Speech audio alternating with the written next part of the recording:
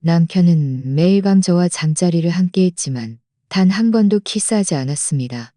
나중에 제가 이혼을 요구하자 그의 한마디에 저는 얼어붙었습니다. 지훈 씨와 결혼한 지 반년이 지났습니다. 남들 눈에는 저희가 천생연분처럼 보였을 겁니다.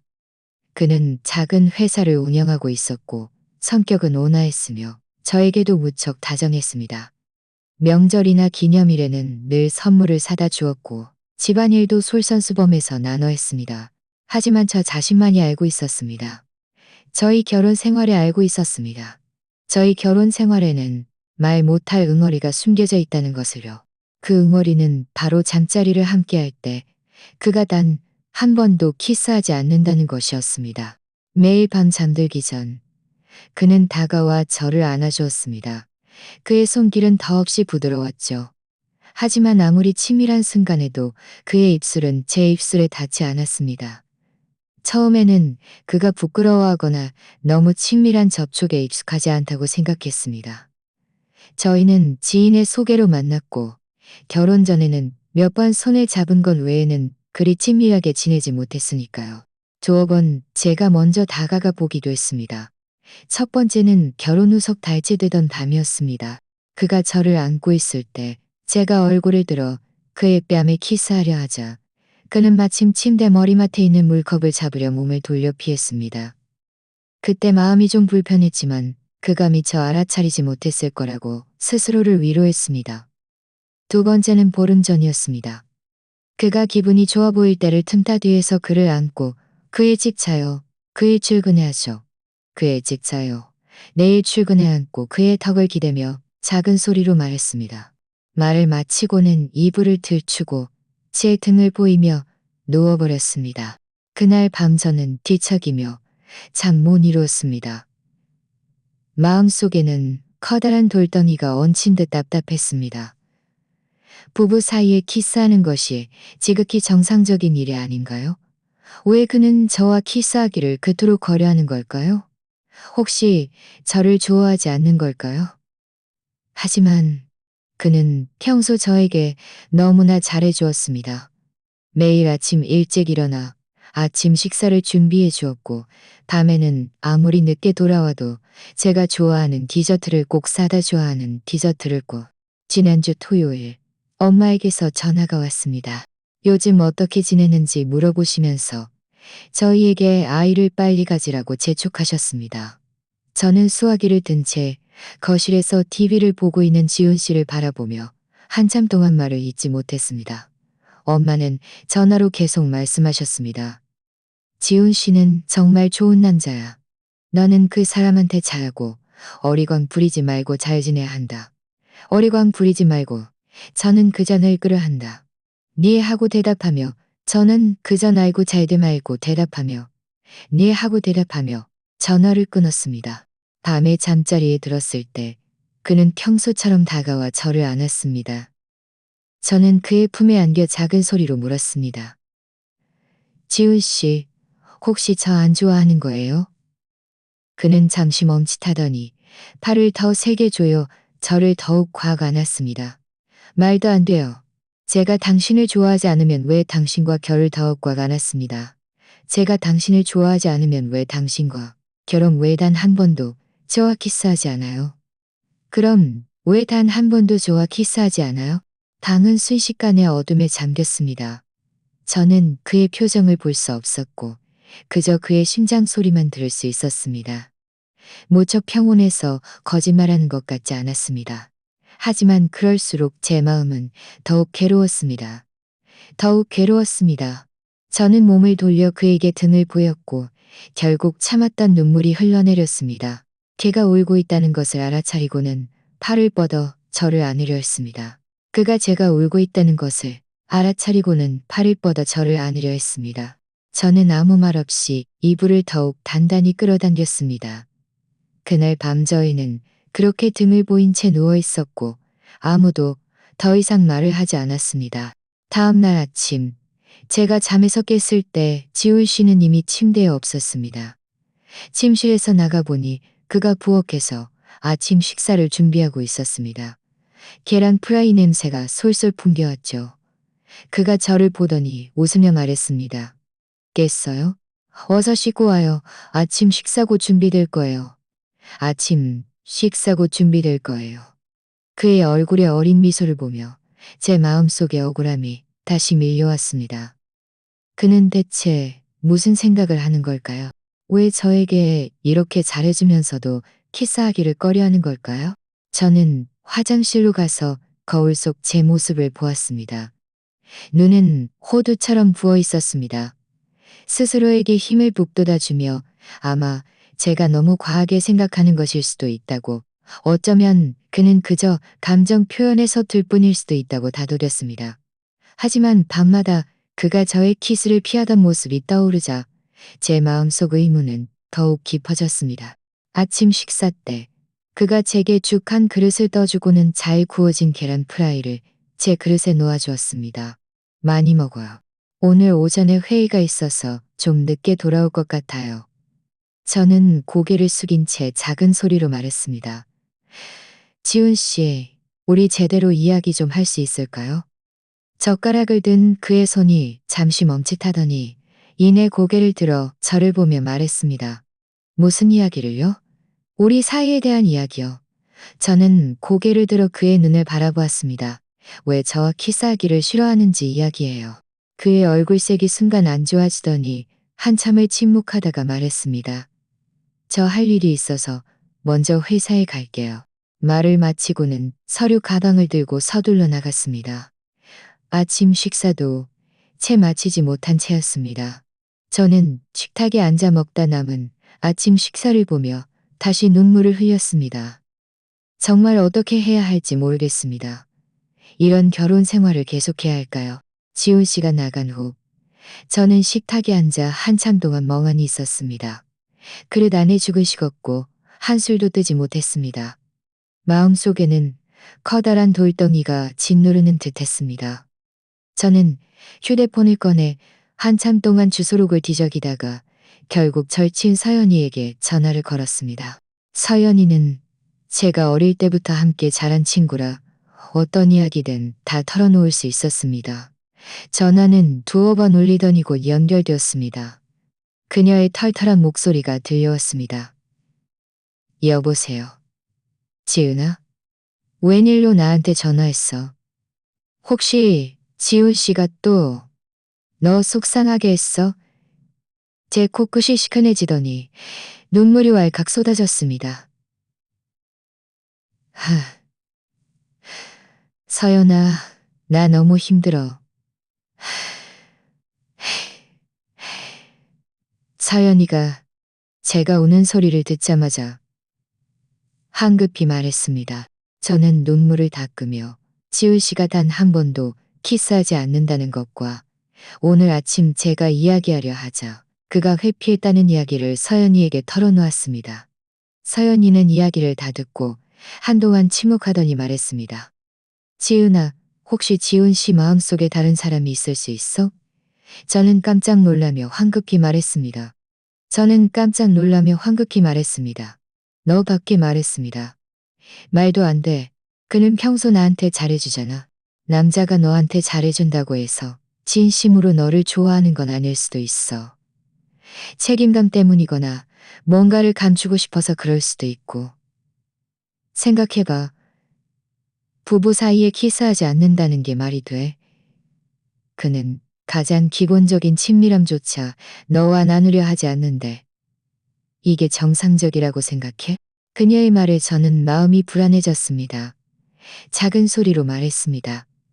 하지만 그는 자기가 나를 좋아한다고 했어. 그렇지 않으면 나와 결혼하지 않았을 거라고. 결혼? 서연이가 비웃듯이 말했습니다. 요즘 남자들이 결혼하는 이유는 수없이 많아. 어떤 사람은 집안의 면목을 세우려고 하고 어떤 사람은 자신을 돌봐줄 사람을 찾으려고 해. 꼭 사랑 때문인 건 아니야. 지은아, 너무 순진하게 생각하지 마. 너도 좀 조심해야 해. 속고만 있지 말고. 저는 휴대폰을 든 채 마음이 복잡했습니다. 서연이의 말이 일리가 있었지만 저는 여전히 지훈 씨 마음속에 다른 사람이 있을 것이라고 믿고 싶지 않았습니다. 저희가 결혼한 지 반년 동안 그가 키스하지 않는 것 외에는 정말 흠잡을 데가 없었습니다. 서연이가 다시 말했습니다. 이렇게 하자. 요즘 그를 좀 더 유심히 살펴봐. 뭔가 평소와 다른 점이 없는지. 예를 들어 늦게 들어올 때 몸에서 낯선 향수 냄새가 나지는 않는지, 휴대폰을 항상 몸에 지니고 있지는 않은지, 너 몰래 전화 통화를 하지는 않는지. 뭔가 이상한 점을 발견하면 바로 나한테 말해줘. 저는 고개를 끄덕였습니다. 알았어. 전화를 끊고 저는 식탁 위에 먹다 남은 아침 식사를 보았습니다. 더 이상 식욕이 없었습니다. 자리에서 일어나 그릇을 씻고 소파에 앉아 지훈 씨의 최근 행동들을 되짚어보기 시작했습니다. 그는 매일 아침 정시에 회사에 갔고 저녁에는 보통 7시쯤 돌아왔습니다. 가끔 회식이 있을 때도 미리 저에게 말해주었고 운전기사를 시켜 저를 데리러 오게 했습니다. 휴대폰은 확실히 항상 몸에 지니고 있었지만 저 몰래 전화 통화를 한 적은 없었습니다.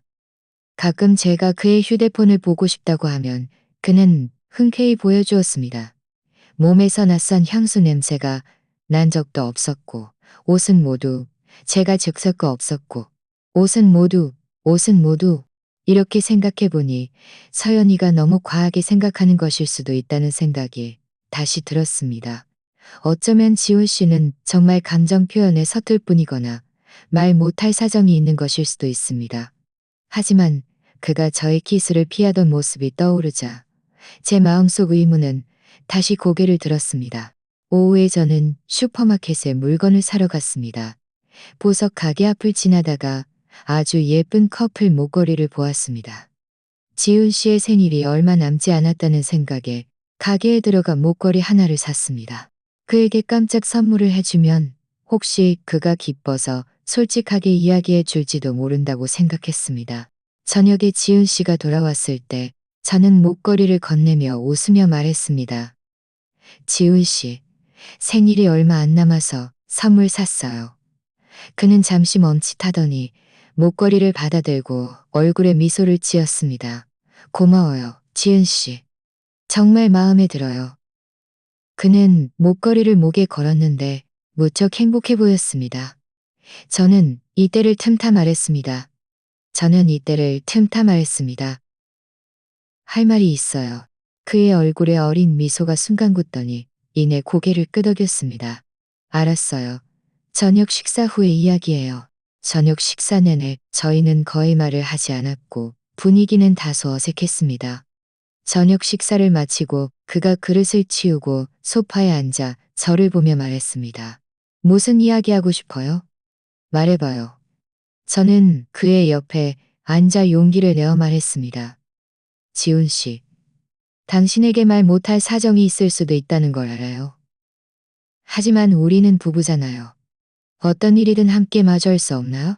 혹시 제가 뭔가 잘못한 건가요? 아니면 당신 마음속에 다른 사람이 있는 건가요? 그는 한참 동안 침묵하더니 작은 소리로 말했습니다. 지은 씨, 제 마음속에 다른 사람은 없어요. 그리고 당신이 잘못한 것도 아니고요. 저는 단지 키스하는데 익숙하지 않을 뿐이에요. 너무 많이 생각하지 마요. 익숙하지 않다고요? 저는 그를 바라보았습니다. 부부 사이에 어떻게 키스하는데 익숙하지 않을 수 있죠? 지훈 씨, 저에게 솔직하게 말해줄 수 없나요? 당신이 이렇게 저를 속이면 제 마음은 너무 괴로워요. 우리 관계도 점점 멀어질 거예요. 그는 저를 바라보았고 그의 눈에는 복잡한 감정들이 가득했습니다. 뭔가를 말하려다 다시 삼키기를 반복했습니다. 한참 후에야 그가 말했습니다. 지은 씨, 제게 시간을 좀 더 주세요. 제가 마음을 정리하면 꼭 솔직하게 이야기해 줄게요. 저는 그를 바라보았고 마음속은 실망감으로 가득했습니다. 그가 또 다시 회피하고 있다는 것을 알았습니다. 저는 자리에서 일어나 말했습니다. 피곤해요. 그날 밤 그는 평소처럼 저를 안으러 오지 않았습니다. 저희는 등을 보인 채 누워 있었고 그 사이에는 커다란 거리가 놓여 있었습니다. 저는 침대에 누워 뒤척이며 잠 못 이루었습니다. 서연이의 말이 계속 귓가에 맴돌았습니다. 저는 그녀의 말대로 지훈 씨를 몰래 관찰하여 그가 저에게 숨기는 비밀이 있는지 알아보리라 결심했습니다. 그 후 며칠 동안 저는 지훈 씨의 일거수일투족을 유심히 살피기 시작했습니다. 아침에 그가 출근할 때면 몰래 그의 서류 가방을 훔쳐보았고, 저녁에 그가 돌아오면 그의 몸에서 낯선 냄새가 나는지 맡아보았습니다. 하지만 며칠 동안 관찰했지만 아무런 이상도 발견하지 못했습니다. 그러다 금요일 밤이 되었습니다. 지훈 씨는 회식이 있어서 늦게 돌아올 거라고 말했습니다. 저는 밤 12시가 다 되도록 기다렸지만 그가 돌아오지 않자 마음이 불안해져 그에게 전화했습니다. 하지만 아무도 전화를 받지 않았습니다. 몇 번 더 전화했지만 여전히 연결되지 않았습니다. 저는 점점 더 초조해졌습니다. 그에게 무슨 일이 생긴 건 아닐까 걱정했습니다. 제가 그를 찾아 나서려고 할 때 현관문에서 열쇠 돌리는 소리가 들렸습니다. 저는 황급히 걸어 나가 보니 지훈 씨가 비틀거리며 들어섰습니다. 그의 몸에서는 낯선 여성 향수 냄새가 풍겨왔습니다. 저는 술에 취해 비틀거리는 지훈 씨의 모습과 그의 몸에서 풍기는 낯선 향수 냄새를 맡자 마음이 순간 철렁했습니다. 그 냄새는 무척 진했고 달콤한 꽃향기였습니다. 제가 평소 사용하는 은은한 나무 향과는 완전히 달랐습니다. 저는 그에게 다가가 부축하려 했습니다. 제 손이 그의 팔에 닿자마자 그는 제 손을 뿌리쳤습니다. 그는 고개를 흔들며 불분명하게 말했습니다. 만지지 마요. 나 괜찮아요. 저는 그 자리에 선 채 화가 나고 초조했습니다. 지훈 씨, 어디서 회식했어요? 왜 이렇게 많이 마셨어요? 몸의 이 향수 냄새는 대체 뭐예요? 그는 고개를 들어 흐릿한 눈으로 저를 바라보며 뭔가를 말하려 했지만 입 밖으로 나온 것은 하품이었습니다. 졸려요. 내일 이야기해요. 말을 마치고는 저를 밀치고 비틀거리며 침실로 향했습니다. 저는 그의 뒤를 따라갔습니다. 그가 침대에 주저앉아 외투도 벗지 않고 눕고 싶어 하는 것을 보았습니다. 저는 그에게 다가가 외투를 벗겨주려 했습니다. 외투를 들자마자 안감의 연분홍색 무언가가 묻어있는 것을 보았습니다. 립스틱 자국이었습니다. 그 립스틱 자국은 작았지만 너무나 선명했고 제 것이 아니었습니다. 제 손에 들린 외투는 순식간에 무거워졌고 눈물이 왈칵 쏟아져 눈가에 고였습니다. 저는 외투를 들고 지훈 씨 앞으로 가서 옷을 그의 눈앞에 들이밀었습니다. 지훈 씨, 이거 봐요. 이 립스틱 자국은 대체 뭐예요? 누구랑 같이 회식했어요? 지훈 씨는 눈을 가늘게 뜨고 한참을 보더니 불분명하게 말했습니다. 무슨 립스틱 자국? 모르겠어요. 아마 실수로 묻었을 거예요. 실수로 묻었다고요? 저는 목소리를 높였고 결국 눈물이 흘러내렸습니다. 어떻게 그렇게 우연히 묻어요? 당신 몸에서는 낯선 향수 냄새가 나고 옷깃에는 립스틱 자국까지 있는데 대체 누구랑 같이 있었어요? 혹시 당신 마음속에 정말 다른 사람이 있는 거예요? 그는 제 목소리에 정신이 좀 들었는지 몸을 일으켜 앉아 저를 바라보았고 얼굴에는 죄책감 어린 표정이 떠올랐습니다. 지은 씨, 화내지 말아요. 정말 실수로 묻은 거예요. 오늘 고객들과 식사했는데 여자 고객 한 분이 너무 열정적이라 술잔을 부딪히다 실수로 묻은 거예요. 향수 냄새도 그 사람 것이고요. 너무 많이 생각하지 말아요. 여자 고객이요? 저는 그를 바라보았습니다. 어떤 여자 고객이요? 당신은 예전에 고객들과 식사할 때 이런 적 한 번도 없었잖아요. 그 사람 이름 알려줘요. 내일 회사에 가서 직접 확인할게요. 그의 시선이 흔들리더니 황급히 말했습니다. 그냥 협력사 대표예요. 저도 그 사람 이름은 몰라요. 이번에 처음 만난 거예요. 지은 씨, 정말 거짓말하는 거 아니에요. 그냥 오해예요. 오해라고요. 저는 비웃듯이 말했습니다. 제가 그 말을 믿을 것 같아요? 당신은 밤에 전화도 안 받고 돌아와서는 몸에서 향수 냄새와 립스틱 자국이 나는데 상대방 이름도 모른다고요? 당신 변명 너무 억지스럽잖아요. 그는 저를 보며 한숨을 쉬더니 저를 안으려 손을 뻗었습니다. 지은 씨, 당신이 화난 건 알아요. 하지만 저는 정말 당신에게 미안할 짓 한 적 없어요. 당신이 못 믿겠다면 내일 비서에게 오늘 회식 명단 보내달라고 할게요. 직접 확인해봐요. 알았죠? 저는 그의 손을 피하며 한 발 뒤로 물러섰습니다. 됐어요. 보고 싶지 않아요. 지훈 씨, 저 지금 너무 피곤해요. 당신이 저에게 솔직하게 이야기하고 싶지 않다면 더 이상 저에게 말하지 마요. 말을 마치고 저는 몸을 돌려 침실로 나갔고 그를 혼자 남겨두었습니다. 저는 거실 소파에 앉았습니다. 손에는 여전히 립스틱 자국이 묻은 외투를 꽉 쥐고 있었습니다. 마음속은 칼로 베인 듯 아팠습니다.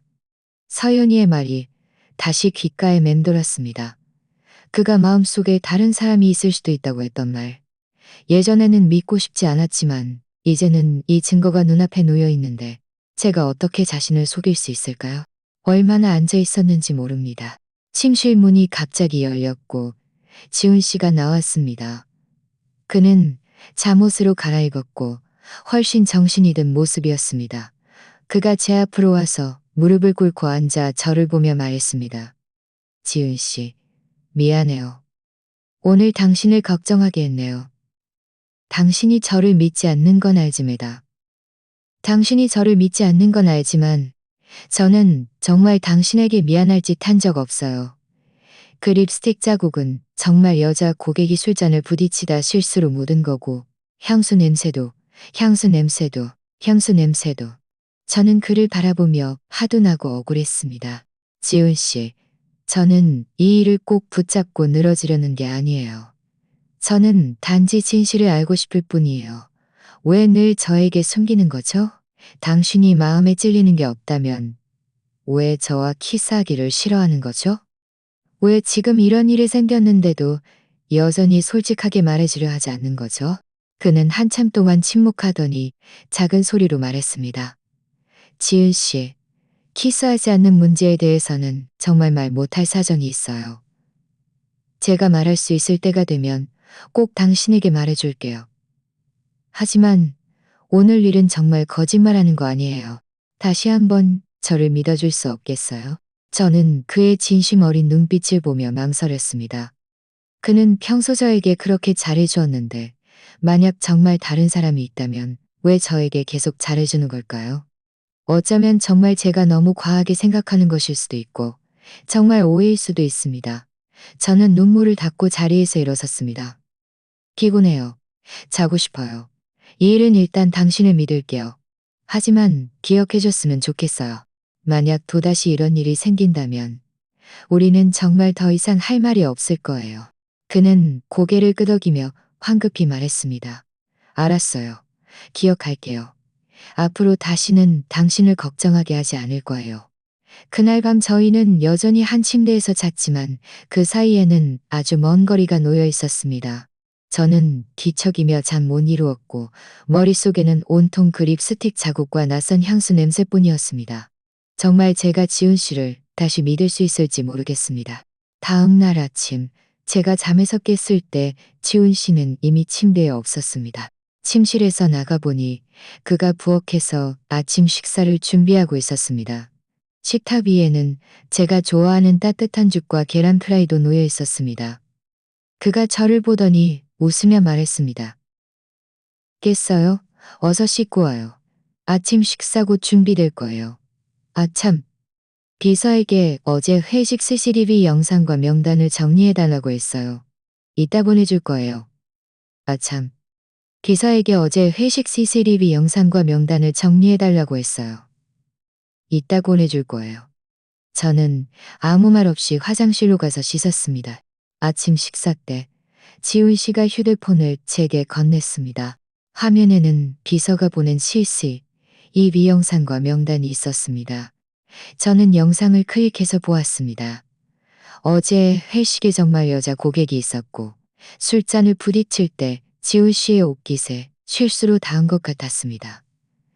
명단에도 그 여자 고객의 이름과 회사 정보가 확실히 있었습니다. 저는 영상을 보며 마음속 의심이 조금은 줄어들었지만 완전히 떨쳐버리지는 못했습니다. 어쩌면 정말 오해일 수도 있지만 지훈 씨가 저를 보며 작은 소리로 말했습니다. 지훈 씨, 이제 저를 믿겠죠? 정말 거짓말한 거 아니에요. 저는 고개를 들어 그를 보며 말했습니다. 지훈 씨, 이게 마지막이길 바라요. 다시는 이런 일로 당신과 싸우고 싶지 않고 당신을 의심하고 싶지도 않아요. 우리는 부부잖아요. 서로에게 솔직해야 하는 거 아닌가요? 그는 고개를 끄덕였고 그의 눈에는 감사함이 가득했습니다. 맞아요. 당신 말이 맞아요. 우리 앞으로는 꼭 서로에게 솔직하고 다시는 서로를 의심하지 않을 거예요. 비록 말로는 그렇게 했지만 제 마음속에는 여전히 응어리가 남아 있었습니다. 저는 지훈 씨가 아직도 뭔가 숨기고 있다고 생각했습니다. 그 키스하지 않는 비밀과 어제의 오해는 마치 빙산의 일각 같았습니다. 오후에 저는 지훈 씨에게 서류를 가져다 주러 갔습니다. 그의 회사 건물 아래에 도착해서 그에게 전화하려는데 그가 회사에서 나와 택시에 타는 것을 보았습니다. 저는 마음속으로 의아했습니다. 그는 평소 자기 차를 운전하는데 오늘은 왜 택시를 탈까요? 저는 잠시 망설이다가 저도 택시를 한 대 잡아서 그의 뒤를 따랐습니다. 제가 왜 이런 행동을 하는지 모르겠지만 마음속 호기심과 의심이 저를 했지만 택시는 약 30분 정도 달려서 한 병원 앞에 멈췄습니다. 지훈 씨는 차에서 내려 병원 안으로 곧장 걸어 들어갔습니다. 저도 황급히 차에서 내려 그의 뒤를 따랐습니다. 마음속은 의문으로 가득했습니다. 그가 병원에 왜 왔을까요? 아픈 걸까요? 왜 저에게 말해주지 않았을까요? 저는 지훈 씨를 따라 병원 안으로 들어갔습니다. 마음이 조마조마했습니다. 이 병원은 꽤 커 보였고 1층 로비에는 사람이 많지 않았습니다. 간호사들은 모두 단정한 제복을 입고 있었고 조용히 이야기하고 있었습니다. 지훈 씨는 접수처로 가지 않고 곧장 엘리베이터로 향해 위층 버튼을 눌렀습니다. 저는 황급히 옆 기둥 뒤로 몸을 숨겼습니다. 엘리베이터 문이 열리자 그가 안으로 들어가는 것을 보고는 저도 재빨리 따라가 문이 닫히기 직전 엘리베이터 안으로 몸을 밀어 넣었습니다. 엘리베이터 안에는 다른 두 사람이 더 있었습니다. 저는 지훈 씨가 저를 발견할까봐 고개를 숙이고 모른 척했습니다. 지훈 씨는 8층 버튼을 눌렀습니다. 저는 마음속으로 더욱 의아했습니다. 8층은 보통 입원 병동이나 전문 클리닉인데 그가 대체 무엇 때문에 온 걸까요? 엘리베이터가 8층에 도착하자 지훈 씨가 먼저 내렸고 복도를 따라 쭉 걸어갔습니다. 저는 그 뒤를 적당한 거리를 유지하며 따라갔고 그의 뒷모습에서 눈을 떼지 않았습니다. 복도 양쪽 병실 문은 모두 닫혀 있었고 가끔 간호사가 지나가는 발소리가 조용한 복도에서 유난히 또렷하게 들렸습니다. 지훈 씨는 한 병실 문 앞에서 멈춰 서서 가볍게 노크했습니다. 저는 황급히 모퉁이 뒤로 몸을 숨기고 고개를 살짝 내밀어 병실 문이 열리는 것을 보았습니다. 문을 연 사람은 한 여자였습니다. 30대 정도로 보였고 흰색 원피스를 입고 머리를 포니테일로 묶었으며 얼굴에는 온화한 미소가 어려 있었습니다. 그녀는 지훈 씨를 보더니 웃으며 말했습니다. 왔어요? 오늘은 왜 이렇게 일찍 왔어요? 지훈 씨는 고개를 끄덕이며 병실 안으로 들어갔고 자연스럽게 문을 닫았습니다. 저는 모퉁이에 서 있었고 마음이 순간 목구멍까지 치솟았습니다. 이 여자는 누구지? 왜 지훈 씨가 병원에 와서 이 여자를 만나는 거지? 그들 사이는 대체 무슨 관계일까? 저는 한참을 망설이다가 결국 참지 못하고 몰래 병실 문으로 다가가 귀를 문에 대고 그들이 무슨 이야기를 하는지 들으려 했습니다. 하지만 병실 안의 목소리는 너무 작아서 여자의 웃음소리와 지훈 씨의 말소리가 희미하게 들릴 뿐 구체적으로 무슨 이야기를 하는지는 저희야 들을 수 없었습니다. 얼마나 시간이 흘렀는지 모릅니다. 병실 문이 갑자기 열렸고 저는 깜짝 놀라 황급히 뒤로 물러서서 다시 모퉁이 뒤로 숨었습니다. 그 여자가 지훈 씨를 배웅하는 것을 보았습니다. 그녀는 손을 뻗어 그의 옷깃을 정리해 주었는데 그 행동은 무척 친밀해 보였습니다. 지훈 씨가 웃으며 말했습니다.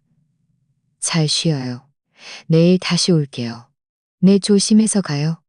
참, 지은 씨한테는 그래도 빨리 이야기해 주는 게 좋지 않을까요? 계속 이렇게 하는 건 답이 아니잖아요. 지은 씨라는 말을 듣자마자 저는 온몸이 굳었습니다. 지은 씨가 이미 이 여자에게 저를 언급했던 것입니다. 그들 사이에는 정말 비밀이 있었던 것입니다. 지은 씨는 한숨을 쉬며 말했습니다. 좀 더 기다려봐요. 아직 때가 아니에요. 지은 씨가 받아들이지 못할까봐 걱정돼요. 여자는 더 이상 아무 말 없이 그의 어깨를 두드려 주었습니다. 지훈 씨는 몸을 돌려 엘리베이터 쪽으로 걸어갔습니다. 저는 그의 뒷모습을 보며 눈물을 참지 못하고 흘렸습니다. 그가 대체 저에게 무엇을 숨기고 있는 걸까요? 왜 제가 받아들이지 못할까봐 걱정하는 걸까요? 저는 더 이상 그를 따라가지 않고 그 자리에 선 채 그 여자가 병실로 들어가 문을 닫는 것을 보았습니다. 제 마음은 화가 나고 아파서 온몸이 떨렸습니다. 서연이의 말이 사실이었습니다. 지훈 씨 마음속에는 정말 다른 사람이 있었고 이 여자가 바로 그의 비밀이었던 것입니다. 제가 어떻게 병원을 나섰는지 모르겠습니다. 그저 머릿속이 텅 비어 있는 것 같았습니다. 병원 문 앞 벤치에 앉아 오가는 사람들을 보며 눈물을 멈출 수 없었습니다. 휴대폰을 꺼내 서연이에게 전화하려 했지만 제 손가락은 화면 위에서 한참을 떨다가 결국 버튼을 누르지 못했습니다. 매일 아침 식사를 만들어주고 저에게 다정하고 자상했던 지훈 씨가 저 몰래 다른 여자와 만나고 얼마나 앉아 있었는지 모릅니다. 휴대폰이 갑자기 울렸습니다. 화면에 뜬 이름을 보며 저는 화도 나고 미웠습니다. 한참을 망설이다가 전화를 받았습니다. 지훈 씨의 목소리가 전화 너머로 들려왔는데 무척 다정했습니다. 무척 다정했습니다. 지훈 씨의 목소리가 전화 너머로 들려왔는데 무척 다정했습니다. 서류는 전달했어요. 저는 전달했어요. 저는 눈이 좀 안 넣어봤네요. 저는 눈물을 억지로 참으며 목이 잠긴 소리로 참으며 목이 잠긴 소리로 억지로 제가 지금이라도 돌아가서 병원에 데려다 줄까요? 저는 비웃듯이 말했습니다. 됐어요. 당신 일이나 해요. 저는 혼자서도 잘할 수 있어요. 말을 마치고 저는 전화를 끊고 휴대폰을 꺼서 옆에 던져두었습니다. 그는 여전히 연기하고 있었습니다. 그는 분명 병원에서 다른 여자를 만났으면서 가식적으로 저를 걱정하는 척했습니다. 어떻게 그렇게 위선적일 수 있을까요? 저는 벤치에 한참 동안 앉아 있었습니다. 날이 어두워져서야 천천히 일어섰습니다. 택시를 타고 집으로 돌아왔습니다. 문을 열자 집안은 칠흑같이 어두웠고 지훈 씨는 아직 돌아오지 않았습니다. 저는 불을 켜지 않고 소파에 앉아 창밖을 보며 계속 눈물을 흘렸습니다. 얼마나 앉아 있었는지 모릅니다. 현관문에서 열쇠 돌리는 소리가 들려왔습니다. 지훈 씨가 돌아온 것입니다. 그가 불을 켜고 소파에 앉아있는 저를 보더니 잠시 멈칫했습니다. 지은 씨, 왜 불을 안 켰어요? 몸은 좀 나아졌어요? 그가 다가와 제 이마를 만지려 했습니다. 저는 그의 손을 뿌리쳤습니다. 만지지 마요. 지은 씨의 손은 허공에 멈춘 채 얼굴에 의아한 표정을 지었습니다. 지은 씨, 왜 그래요? 어디 아파요? 저는 그를 보며 다시 눈물을 흘렸습니다. 지은 씨, 더 이상 연기하지 마요. 저 다 알아요. 당신 오늘 오후에 병원에 갔었죠? 그 여자 보러 갔었죠? 맞죠? 지훈 씨의 얼굴색이 순간 새하얗게 변했고 그의 눈에는 충격이 가득했습니다. 어떻게 알았어요? 저를 미행했어요. 그의 미행했어요. 저는 목소리를 높였습니다. 그냥 회사에 서류 가져다 주러 갔다가 당신이 택시 타고 병원에 가는 것다가 당신이 택시 타고 병원에 갔다가 당신들 사이는 대체 무슨 관계예요? 왜 저에게 숨기는 거죠? 지훈 씨는 침묵했습니다. 그는 고개를 숙이고 양손을 주머니에 넣은 채 한참 동안 아무 말도 하지 않았습니다. 저는 그를 보며 점점 더 실망했습니다. 지훈 씨, 말해봐요. 우리 서로 솔직해야 한다고 했잖아요. 이게 당신이 저에게 솔직한 방식이에요? 저 몰래 다른 여자와 만나면서 저를 바보처럼 속이는 게? 그는 마침내 고개를 들었고 그의 눈에는 죄책감이 가득했습니다. 지은 씨, 흥분하지 말아요. 제 이야기 좀 들어줘요. 그 여자는 당신이 생각하는 그런 사람이 아니에요. 저희는 아무 관계도 아니라고요? 저는 비웃듯이 말했습니다. 아무 관계도 아닌데 매일 병원에 가서 그를 만나요? 아무 관계도 아닌데 당신 옷깃을 정리해주고 저를 언급하면서 빨리 저에게 솔직하게 말해주라고 해요? 지훈 씨, 제가 당신 말을 아직도 믿을 것 같아요?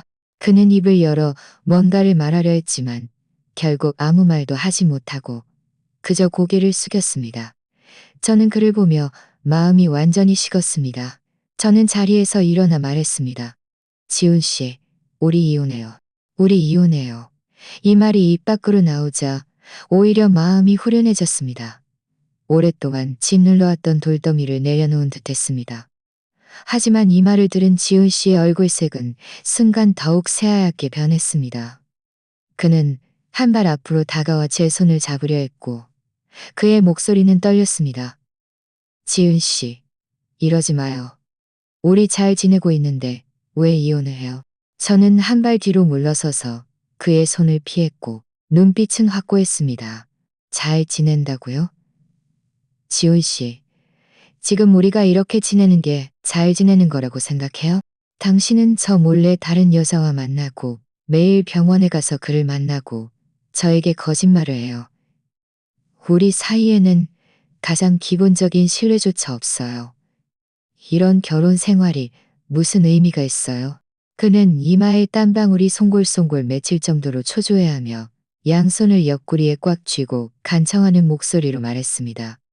지은 씨, 저와 그 사람 사이에는 정말 아무것도 없어요. 저를 믿어줘요. 그 여자는 그냥 제 친구예요. 그 사람이 아파서 제가 병문안 간 것뿐이에요. 너무 이상하게 생각하지 말아요. 친구라고요. 저는 그를 보며 다시 눈물을 참지 못하고 흘렸습니다. 친구가 매일 병원에 가야 해요? 친구가 당신 옷깃을 정리해주고 저에게 솔직하게 말해줘야 하는지 당신과 의논해요? 지훈 씨, 더 이상 저에게 거짓말하지 마요. 저는 이미 너무 지쳤어요. 그는 제가 우는 것을 보았고 그의 눈에는 고통이 가득했지만 여전히 진실을 말하려 하지 않았습니다. 지은 씨, 지금 제가 무슨 말을 해도 당신은 믿지 않겠지만 저는 정말 말 못할 사정이 있어요. 말할 수 없어요. 말해버리면 그는 말을 멈칫하더니 뭔가를 참고 있는 듯 했습니다. 어쨌든 제게 시간을 좀 더 주세요. 제가 말할 수 있을 때가 되면 모든 것을 당신에게 말해줄게요. 지금은 이혼 이야기하지 말아줘요. 알았죠?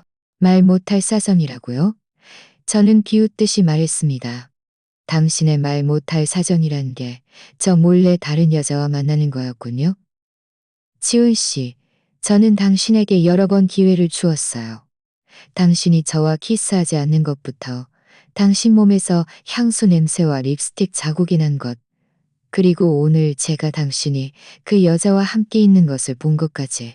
저는 매번 당신을 믿고 싶었지만 당신은 매번 저를 실망시켰어요. 이번에는 더 이상 당신에게 기회를 주지 않을 거예요. 우리는 이혼해야 해요. 저는 몸을 돌려 침실로 향했습니다. 제 짐을 챙겨 당분간 다른 곳으로 옮겨 살 생각이었죠. 하지만 두 걸음 채 가지 못해 지호 씨가 달려와 뒤에서 저를 안았습니다. 그의 힘은 너무 강해서 저는 뿌리칠 수 없었습니다. 그는 제 어깨에 얼굴을 묻고 흐느끼는 목소리로 말했습니다. 지을 씨, 제발 부탁이에요. 저는 당신 없이는 살 수 없어요. 정말 당신 없이는 안 돼요. 그 여자는 정말 그냥 친구예요. 저는 그 사람과 아무 부적절한 관계도 아니에요. 다시 한 번 저를 믿어줘요. 딱 한 번만요. 알았죠? 그의 눈물이 제 옷 주위로 떨어졌고 뜨거웠습니다. 제 마음도 함께 아파왔습니다. 결국 저희는 결혼한 지 반년이 되었고 그는 평소 저에게 너무 잘해주었으니까요. 만약 제가 그 여자와 함께 있는 것을 직접 보지 않았다면 아마 정말 다시 한번 그를 믿었을지도 모릅니다. 하지만 지금은 모든 증거가 눈앞에 놓여 있는데 더 이상 자신을 속일 수 없었습니다. 저는 힘껏 그를 밀치고 몸을 돌려 그를 바라보았습니다. 제 눈에는 절망이 가득했습니다. 지훈 씨, 이러지 마요. 우리는 이미 끝났어요. 저는 내일 변호사를 찾아 이혼 합의서를 작성할 거예요. 그때 당신에게 연락해서 서명하게 할게요.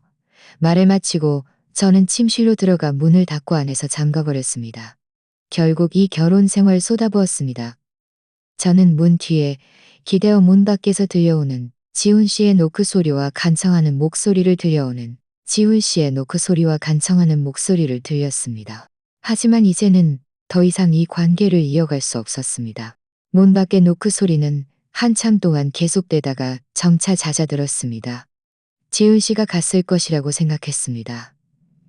저는 침대 옆에 앉아 저희가 반년 동안 함께 살았던 이 침실을 보며 슬픔에 잠겼습니다. 이곳의 모든 물건은 저희가 함께 고른 것들인데 이제는 추억으로만 남게 될 것입니다. 저는 휴대폰을 켜서 서연이에게 문자를 보냈습니다. 지훈 씨와 이혼하겠다는 소식이었습니다. 서연이는 곧바로 답장을 보내왔습니다. 제 결정을 지지한다고 말하면서 도움이 필요하면 언제든 자신에게 말하라고 했습니다. 절친의 지지를 받으니 마음이 조금은 편안해졌습니다. 그날 밤 저는 침실에서 한참 동안 울다가 새벽이 되어서야 잠이 들었습니다. 다음 날 아침 제가 잠에서 깼을 때 침실 문이 잠겨 있지 않은 것을 발견했습니다. 아마 지훈 씨가 제가 잠든 사이에 열쇠로 열었을 것입니다. 침실에서 나가보니 지훈 씨가 소파에 앉아 있었습니다. 눈은 충혈되어 있었고 밤새 잠을 못 잔 듯 보였습니다. 그가 저를 보더니 황급히 일어나 목이 잠긴 소리로 말했습니다. 지은 씨, 아침 식사 준비했어요. 씻고 와서 먹어요. 저는 그를 무시하고 곧장 화장실로 향했습니다. 씻고 나서 저는 문으로 가서 변호사를 만나러 나가려 했습니다. 지은 씨가 황급히 다가와 저를 막아섰습니다.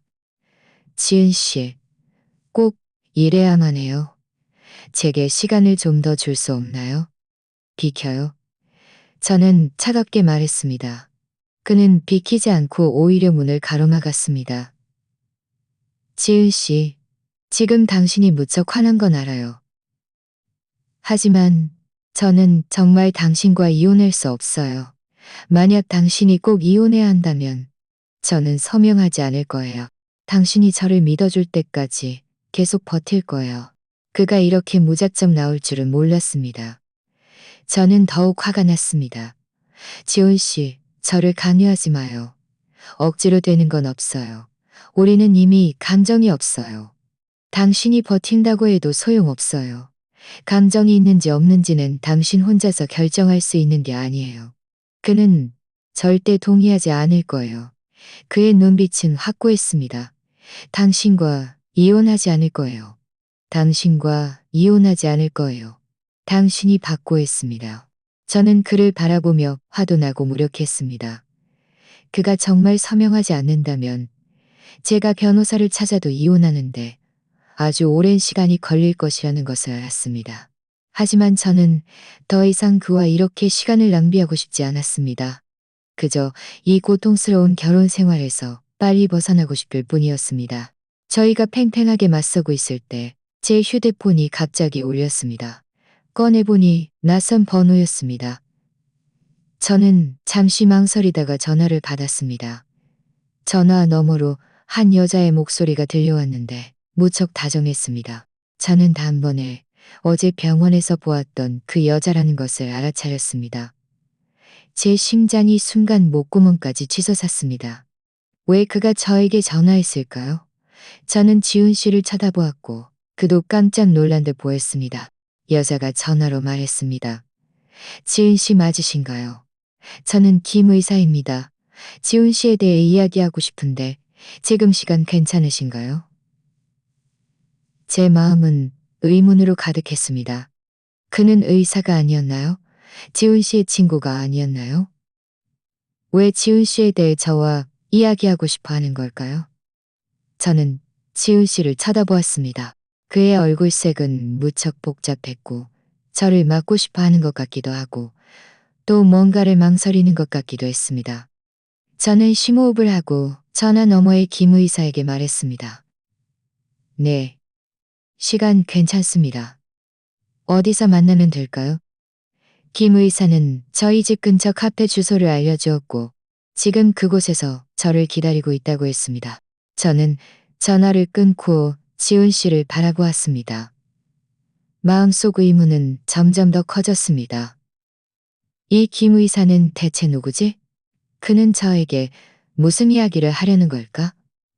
지훈 씨의 말 못할 사정이 그와 관련이 있는 걸까? 지훈 씨는 저를 보며 간청하는 목소리로 말했습니다. 지훈 씨, 그를 만나지 마요. 무슨 일이든 제가 당신에게 말해줄게요. 그를 만나지 말아요. 알았죠? 저는 그를 바라보았고 마음속 절망이 몇 배 더 커졌습니다. 지훈 씨, 저는 꼭 그를 만나야겠어요. 저는 꼭 그를 만나야겠어요. 저는 진실을 알아야 해요. 진실이 무엇이든 저는 알아야 해요. 저는 알아야 해요. 만약 당신이 정말 저를 속이지 않았다면 저를 막아서는 안 돼요. 저는 이번에 김 의사를 만나면 모든 진실을 알게 될 것이고 저와 지훈 씨의 결혼 생활도 그로 인해 최종적인 결말을 맞이할 것이라는 것을 알았습니다. 저는 서둘러 아래층으로 내려가 택시를 잡고 김 의사가 말한 카페로 향했습니다. 가는 내내 마음속은 긴장과 기대감으로 가득했습니다. 진실을 알고 싶으면서도 진실이 저를 더 고통스럽게 할까봐 두려웠습니다. 카페에 도착하자마자 저는 창가 자리에 앉아있는 김 의사를 단번에 알아보았습니다. 그는 흰 의사 가운을 입고 손에 서류철을 들고 있었는데 무척 전문적으로 보였습니다. 그가 저를 보더니 웃으며 손짓했습니다. 지은 씨, 이쪽으로 오세요. 저는 다가가 앉았습니다. 종업원이 곧바로 레몬수를 가져다 주었습니다. 저는 컵을 쥔 손이 약간 떨렸고 어떻게 말을 시작해야 할지 몰랐습니다. 김 의사가 먼저 말을 꺼냈습니다. 그의 목소리는 무척 다정했습니다. 지은 씨, 죄송합니다. 그동안 당신을 오해하게 만들었네요. 당신이 저와 지훈 씨 사이에 뭔가 부적절한 관계가 있다고 생각하신 건 알지만 사실은 그렇지 않습니다. 저는 지훈 씨의 주치의이자 당신의 기억 회복 상담사입니다. 기억 회복 상담사입니다. 저는 깜짝 놀랐습니다. 무슨 말씀이세요? 제가 왜 기억 회복 상담사가 필요한 거죠? 김 의사는 서류철을 꺼내 열고 그 안에 진료 기록을 제 앞으로 밀어놓았습니다. 지은 씨, 1년 전 그 교통사고를 기억하십니까? 당신과 지훈 씨가 함께 교통사고를 당했습니다. 당신은 심하게 다쳤고 깨어난 후 부분적인 기억을 잃었습니다. 특히 사고 전후의 기억과 당신과 지훈 씨의 달콤했던 순간들을 기억하지 못하게 되었습니다. 저는 진료 기록의 내용을 보았고 머릿속이 윙하는 소리와 함께 많은 흐릿한 장면들이 스쳐 지나갔습니다. 눈부신 불빛, 귀를 찢는 듯한 브레이크 소리, 그리고 지훈 씨의 초조한 얼굴. 하지만 이 모든 장면들은 너무나 흐릿해서 구체적으로 무슨 일이 일어났는지 기억나지 않았습니다. 제가 정말 교통사고를 당했다고요. 저는 목이 잠긴 소리로 물었습니다. 김 의사는 고개를 끄덕였습니다. 네, 그렇습니다. 그 교통사고로 당신은 기억을 잃었을 뿐만 아니라 머리 부상으로 인해 외상 후 스트레스 반응이 나타났습니다. 친밀한 신체 접촉, 특히 키스를 할 때면 사고 당시의 고통스러운 장면들이 떠오르고 심지어 호흡곤란과 온몸이 떨리는 증상까지 나타났습니다. 지훈 씨는 당신이 다시 자극받을까봐 저와 상의하여 당분간 쉬어짐 이야기를 꺼내지 않고 키스도 최대한 피하기로 했습니다. 당신의 몸이 좀 더 회복되면 천천히 기억을 되찾도록 도우려 했던 것이죠. 저는 김 의사를 보았고 마음속은 충격으로 가득했습니다. 그럼 지훈 씨가 매일 병원에 가서 당신을 만난 것은 제 병세에 대해 상의하기 위해서였던 건가요? 네, 그렇습니다. 김 의사가 말했습니다. 저희는 당신의 회복 상황을 정기적으로 소통하고 재활 계획을 조정해야 했습니다.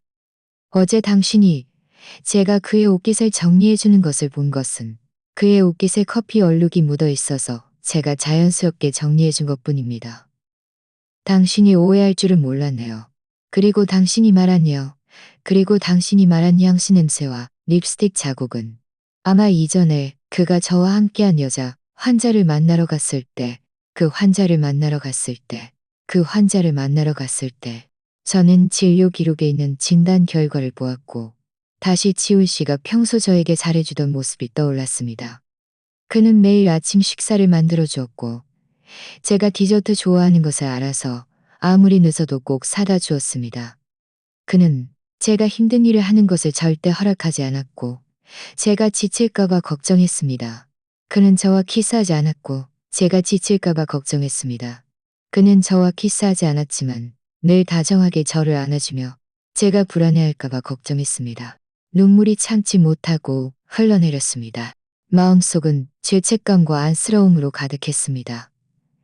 제가 그를 이렇게 오랫동안 오해했고 심지어 이혼까지 요구했다니 그의 마음은 얼마나 괴로웠을까요? 김 의사는 제게 티슈를 건네며 말했습니다. 지훈 씨는 정말 당신을 사랑합니다. 그는 당신의 기억 회복을 돕기 위해 매일 기억 회복에 대한 지식을 공부하고 있습니다. 그리고 당신들이 예전에 살았던 집, 갔던 장소들을 모두 예전에 살았던 집, 그가 당신에게 진실을 말하지 못하게 한 것은 당신이 한꺼번에 받아들이지 못할까봐, 그리고 다시 외상 후 스트레스 반응이 나타날까봐 걱정했기 때문입니다. 저는 눈물을 닦고 자리에서 일어섰습니다. 김 의사님, 이 모든 것을 알려주셔서 감사합니다. 저는 지금 집에 가고 싶어요. 지훈 씨에게 사과하고 싶어요. 김 의사는 웃으며 고개를 끄덕였습니다. 가세요. 저는 당신들이 잘 될 거라고 믿습니다. 무슨 문제든 언제든지 저에게 전화하세요. 저는 카페를 나와 택시를 잡고 집으로 서둘러 돌아왔습니다. 가는 내내 마음속은 죄책감으로 가득했습니다. 당장이라도 지훈 씨 곁으로 돌아가 그에게 미안하다고 말하고 싶었습니다. 집에 돌아와 문을 열자 지훈 씨는 여전히 소파에 앉아 고개를 숙이고 있었습니다. 무척 실망한 듯 보였습니다. 그가 문 열리는 소리를 듣고 고개를 들었습니다. 저를 보자 그의 눈에는 놀라움과 함께 한 줄기 기대감이 스쳐 지나갔습니다. 저는 그의 앞으로 다가가자 다시 눈물이 흘러내렸습니다. 지훈 씨, 미안해요. 제가 당신을 오해했어요. 이혼하자고 말해서는 안 되는 거였는데. 지훈 씨는 잠시 멈칫하더니 황급히 일어나 저를 안으려다가 다시 망설였습니다. 작은 소리로 말했습니다. 지은 씨, 다 알았어요? 저는 고개를 끄덕이며 그의 품에 안겨 울면서 말했습니다. 김 의사님이 다 말해줬어요. 미안해요. 당신을 의심하고 믿지 않아서는 안 되는 거였는데. 화내지 말아줘요. 알았죠? 지은 씨는 저를 꽉 안았고 그의 목소리도 흐느꼈습니다. 지은 씨, 저 화나지 않았어요. 저는 단지 당신이 저를 떠날까봐 걱정했을 뿐이에요. 당신이 사고를 기억하고 괴로워할까봐, 외상 후 스트레스 반응이 나타날까봐 걱정해서 그래서 계속 숨겼던 거예요. 미안해요. 당신에게 숨겨서는 안 되는 거였는데. 저는 고개를 들어 그를 보았고 마음속은 안쓰러움으로 가득했습니다. 지훈 씨, 제가 더 일찍 당신과 이야기했어야 했는데 계속 당신을 의심해서는 안 되는 거였는데. 아, 맞다. 당신이 저와 키스하지 않은 것도 제가 사고를 기억할까봐 그랬던 거죠. 맞죠? 지훈 씨는 고개를 끄덕였고 그의 눈에는 죄책감이 가득했습니다. 음, 예전에 당신에게 다가가려 했을 때 당신은 외상 후 스트레스 반응이 나타나 온몸이 떨리고 무섭다고 울면서 저를 피했어요. 저는 그 후로 다시는 당신과 키스할 엄두를 내지 못했어요. 키스하면 당신이 아파하던 모습이 떠올라 제어가 안 될까봐. 당신이 다시 자극받을까봐 두려웠어요. 키스하면 당신이 아파하던 모습이 떠올라 제어가 안 될까봐. 이 말은 마치 번개처럼 저를 강타했습니다. 저는 온몸이 얼어붙었습니다. 그가 저를 사랑하지 않았던 것이 아니었습니다. 마음속에 다른 사람이 있었던 것도 아니었습니다. 그저 저를 너무나 사랑하고 제가 상처받을까봐 너무나 두려워서 저와 키스하지 못했던 것입니다. 저는 그동안 그를 그렇게 의심하고 그렇게 괴롭혔다니 제가 정말 너무 심했습니다. 저는 지훈 씨를 꽉 안고 울면서 말했습니다. 지훈 씨, 미안해요. 다 제 잘못이에요.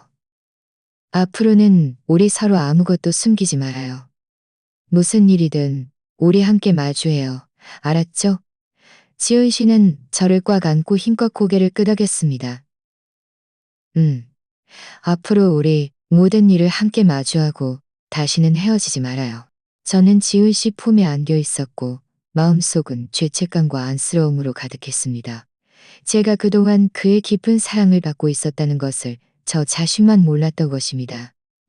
저는 앞으로 꼭 그와 잘 지내고 그와 함께 어려움을 나누며 다시는 그를 의심하거나 떼쓰지 않겠다고 다짐했습니다. 바로 그때 제 머릿속에 갑자기 한 장면이 스쳐 지나갔습니다. 저와 지훈 씨가 한 공원에 있었습니다. 그가 장밌고 탄 다발을 들고 웃으며 저에게 말했습니다. 지훈 씨, 저와 결혼해 줄래요? 저는 웃으며 고개를 끄덕였고 그가 고개를 숙여 저에게 다정하게 키스했습니다. 이 장면은 마치 방금 일어난 일 같았습니다. 저는 잠시 멈칫하더니 지훈 씨를 보며 웃으며 말했습니다. 지훈 씨, 저 뭔가 기억이 나는 것 같아요. 지훈 씨는 제가 뭔가 기억이 난다는 말을 듣자마자 눈이 반짝였습니다. 그는 제 손을 꽉 잡고 기대감에 찬 목소리로 말했습니다. 지은 씨, 뭐가 기억나요? 우리 예전 일이에요? 저는 고개를 끄덕이며 방금 스쳐 지나간 장면을 애써 떠올렸습니다. 우리 공원에 있었던 것 같아요. 당신이 장미꽃 들고 저에게 청혼하고 키스도 했어요. 그 공원이 청계천 습지 공원이었죠. 맞죠? 지훈 씨는 감격해서 눈가가 붉어졌습니다. 그는 힘껏 고개를 끄덕였습니다. 맞아요. 청계천 습지 공원이었어요. 그날은 당신 생일이었고 제가 보름 전부터 장미꽃을 예약해두고 공원도 한참 꾸며놨어요. 혹시 당신이 제 청혼을 거절할까봐 걱정돼서. 그의 말은 제 머릿속에 더 많은 장면들을 떠오르게 했습니다. 그날 공원에는 벚꽃이 만개에 있었습니다. 그는 제가 사준 연회색 정장을 입고 있었고 손에는 커다란 붉은 장미꽃 다발을 들고 있었는데 너무 긴장해서 손까지 떨고 있었습니다. 저는 그때 그를 바보 같다고 웃으면서도 울면서 고개를 끄덕였습니다. 그가 제 손에 반지를 끼워줄 때 햇살이 저희 위로 쏟아져 내렸고 따뜻해서 눈물이 날 것 같았습니다. 또 기억나는 게 있어요. 저는 잠시 멈칫하며 혼란스러운 기억들을 애써 정리했습니다. 우리 결혼 전에 웨딩 촬영하러 갔을 때 제가 웨딩드레스가 무겁다고 투덜거리니까 당신이 계속 제 치맛자락을 들어줬어요. 그리고 사진 작가님한테는 우리 와이프 힘들게 하지 말고 빨리빨리 찍어주세요. 라고 말했고요. 지훈 씨는 눈가에 눈물을 닦으며 웃었습니다. 다 기억났어요. 그날 당신은 메이크업 아티스트가 속눈썹을 불편하게 붙였다고 짜증을 냈고 제가 한참을 달려야 촬영을 계속할 수 있었죠. 저희는 소파에 앉아 한마디씩 과거의 일들을 회상했습니다. 잊혔던 조각들이 퍼즐처럼 제 머릿속에서 천천히 맞춰져 완전해졌습니다. 하지만 교통사고를 생각하자 제 마음이 다시 아파왔습니다. 그 흐릿했던 고통스러운 장면들이 다시 떠오르기 시작했습니다. 지훈 씨는 제 얼굴색이 안 좋아진 것을 알아차리고는 황급히 제 손을 잡고 작은 소리로 말했습니다. 지은 씨, 힘들거나 불편한 일은 우리 우선 이야기하지 말아요. 저는 고개를 저으며 심호흡을 했습니다. 괜찮아요. 그날 대체 무슨 일이 있었는지 알고 싶어요. 김 의사님이 우리 함께 교통사고를 당했다고 했는데 저는 아무것도 기억나지 않아요. 지훈 씨는 잠시 침묵하더니 생각을 정리하는 듯 천천히 입을 열었습니다. 그날은 우리 결혼 1주년 기념일이었어요. 제가 당신을 데리고 교회 온천 리조트로 기념하러 갔었죠. 돌아오는 길에 갑자기 폭우가 쏟아져 시야가 무척 안 좋았어요. 한 커브길에 들어섰을 때 맞은편에서 갑자기 통제굴링의 대형 트럭이 돌진해 왔어요. 저는 무의식적으로 핸들을 제 쪽으로 돌려 당신을 보호하려고 했어요. 그의 목소리가 떨리기 시작했습니다. 저는 그가 제 손을 힘껏 쥐고 있다는 것을 느낄 수 있었습니다. 제가 기어 나와 당신의 봇을 느낄 수 있었습니다. 그 모습에 거의 죽을 뻔했어요. 트럭은 그래도 우리 차를 들이받았고 조수석 쪽이 가장 심하게 파손됐어요. 당신을 안고 택시를 잡아서 병원으로 갔죠. 의사 선생님은 당신이 뇌출혈이라 응급수술이 필요하다고 했고 설령 수술이 성공하더라도 기억을 잃거나 외상 후 스트레스 반응이 나타날 수도 있다고 했어요. 눈물이 참지 못하고 흘러내렸습니다. 저는 팔을 뻗어 그를 안았습니다. 미안해요. 당신을 걱정하게 했네요. 지훈 씨는 저를 다시 안아주었고 그의 목소리도 흐느꼈습니다. 수술은 6시간 동안 진행됐고 저는 수술실 밖에서 6시간 동안 무릎 꿇고 있었어요. 마음속에는 오직 한 가지 생각뿐이었죠. 당신만 살아있다면 어떤 대가를 치르더라도 괜찮다고. 나중에 당신이 깨어났을 때 의사 선생님은 당신이 부분적인 기억을 잃었다고, 특히 사고 전후의 일들을 기억하지 못한다고 했어요. 저는 김 의사님과 상의했고 그분은 당신이 막 깨어났을 때 받아들이기 힘들까봐 사고와 쉬어진 이야기를 당분간 꺼내지 않는 것이 좋겠다고 조언했어요. 그는 잠시 멈칫하더니 다시 말했습니다. 처음에는 제가 당신에게 친밀하게 다가가 당신의 기억 회복을 도우려 했어요. 한 번은 당신에게 키스하려 했을 때 당신이 갑자기 온몸을 떨면서 만지지 마요. 너무 무서워. 라고 소리치며 울면서 저를 피했어요. 김 의사님은 이것이 외상 후 스트레스 반응이라고, 앞으로는 함부로 당신과 친밀한 접촉을 해서는 안 된다고 했어요. 특히 키스는 더더욱 안 된다고요. 그렇지 않으면 당신의 심리적 트라우마가 더 심해질 수 있다고 했죠. 그 후로 저는 다시는 당신과 키스할 엄두를 내지 못했어요. 아무리 마음속으로 원해도 그저 참을 수밖에 없었죠. 그럼 왜 저에게 솔직하게 말해주지 않았어요? 저는 작은 소리로 물었습니다.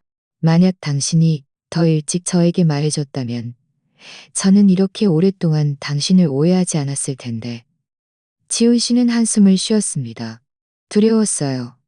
당신이 기억을 잃었다는 것을 알면 무너질까봐, 사고의 고통을 기억하면 다시는 저에게 다가오지 못할까봐, 다시는 저에게 다가오지 못할까봐, 더 나아가 우리 사이의 감정이 모두 낯설게 느껴져 저를 떠날까봐.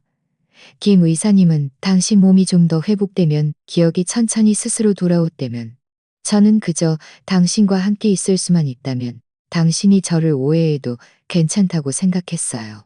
저는 눈에 핏발이 선 그의 눈을 보았고 마음속은 안쓰러움으로 가득했습니다. 그가 반년 동안 이렇게 많은 것을 묵묵히 견뎌왔던 것입니다. 제 몸과 기억을 걱정해야 했고 저의 의심과 오해를 견뎌야 했으며 김 의사님과 몰래 재활 계획을 상의해야 했습니다. 그런데 저는 그저 고슴도치처럼 의심과 비난으로 그를 밀어냈습니다. 미안해요, 지훈 씨. 저는 그의 품에 안겨 울면서 말했습니다. 제가 예전에는 너무 제멋대로였어요. 늘 당신을 의심하고 이혼까지 요구해서 당신에게 이렇게 많은 상처를 주다니. 지훈 씨는 제 등을 부드럽게 토닥이며 다정하게 말했습니다. 바보야. 저는 상처받지 않았어요. 당신이 우리 과거를 기억해준다면, 당신이 여전히 저와 함께 있기를 원한다면, 제가 아무리 많은 상처를 받아도 괜찮아요. 그날 오후 저희는 한참 동안 이야기를 나누었습니다. 그는 저희의 예전 사진과 영상들을 보여주었습니다. 저희가 처음 데이트했을 때 찍은 사진, 함께 여행 갔을 때 찍은 영상, 그리고 결혼식 영상까지. 그 장면들을 보면서 제 머릿속에는 더 많은 기억들이 되살아났습니다. 그 달콤하고 따뜻했던 순간들이 따뜻한 물결처럼 제 마음속으로 밀려들어왔습니다. 저는 교통사고가 났던 그날의 더 많은 세부 사항들도 기억해냈습니다. 그때 저는 조수석에 앉아 있었고 손에는 그가 기념일 선물로 사준 작은 오르골을 들고 있었습니다. 트럭이 돌진해 왔을 때 그는 가장 먼저 저를 품에 안아 자신의 등으로 대부분의 충격을 막아주었습니다.